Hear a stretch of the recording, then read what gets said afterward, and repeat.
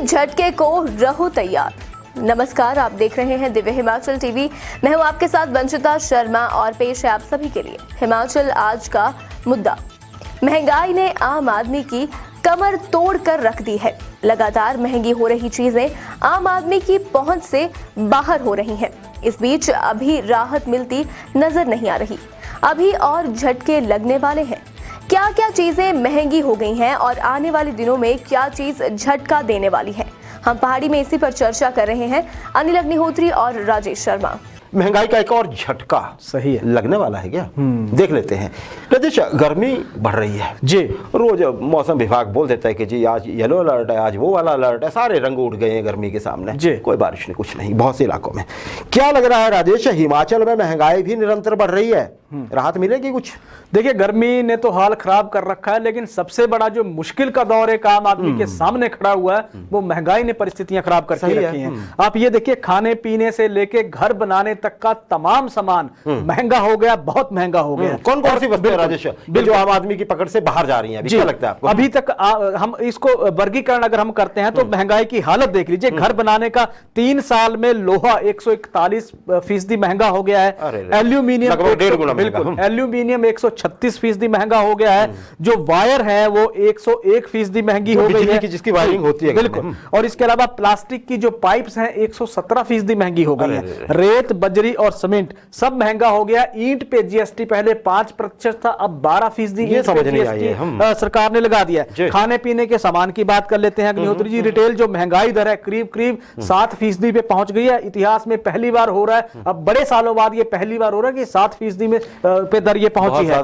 बिल्कुल, 20 महीने में ये सबसे ज्यादा रिकॉर्ड की गई है। पेट्रोल 105 और 110 रुपए प्रति लीटर के हिसाब से प्रदेश में मिल रहा है। और खाद्य तेल करीब 100% तक महंगे हो गए हैं, फिर से महंगे हो गए। पहले दालें 20% महंगी हुई हैं। सब्जियों पे सबसे ज्यादा मार पड़ी थी पिछले कुछ दिनों में, अब थोड़ी सी राहत मिलती नजर आ रही है।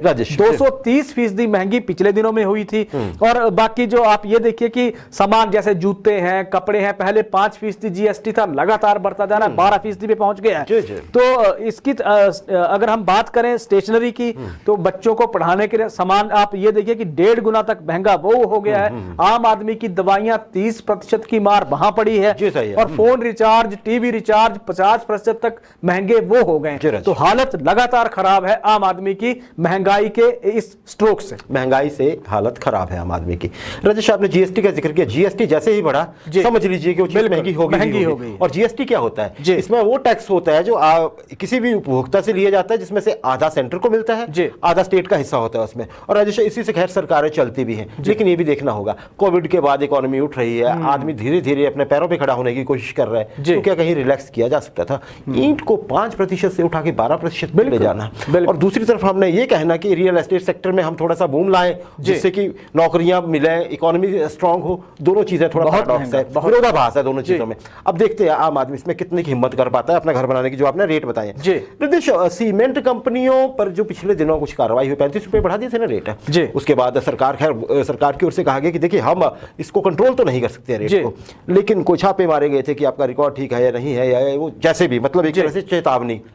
क्या कुछ असर हुआ? सुनने में तो यार है कि रेट और बढ़ाने जा रहे हैं सीमेंट कंपनी। बिल्कुल, अभी कयास हैं, और अगर उन कयासों को हम मानते हैं तो सीमेंट आने वाले दिनों में 20 रुपए और महंगा होने वाला कमाल की बात। और जहां तक सरकार की बात, आपने कहा छापे विभागों ने मारे या सरकार ने चेतावनी दी है, तो सरकार ने चेतावनी देने के बजाय सरकार अगर अपने टैक्स में कटौती करके, तो अगर सच में लोगों को राहत देना सरकार चाहती थी तो अपना टैक्स कम करके सरकार दे देती। किसी भी समय सीमेंट कंपनियों की दलील है कि उसके लिए कोयला महंगा हो रहा है, क्योंकि कोयले की आपूर्ति में असर पड़ा है, वो महंगा हो रहा है। ट्रांसपोर्टेशन, पेट्रोल या डीजल के जिस तरह से रेट बढ़े हैं, ट्रांसपोर्टेशन उनका महंगा हुआ, माल भाड़े में उनकी बढ़ोतरी हुई है। तो इस तरह की दलीलें कंपनियां भी दे रही हैं। लेकिन सरकार अगर सच में आम जनता को राहत अगर देना चाहती होती तो सरकार अपने टैक्सों में कटौती करके राहत दे सकती है, जो अभी तक दी नहीं। चुनावी साल है, इसमें बहुत सी ऐसी कुछ चीजें हैं जहां सरकार को आगे आके आम आदमी के हक की लड़ाई लड़नी होगी। चुनावी वर्ष आई है, ध्यान रखे सरकार।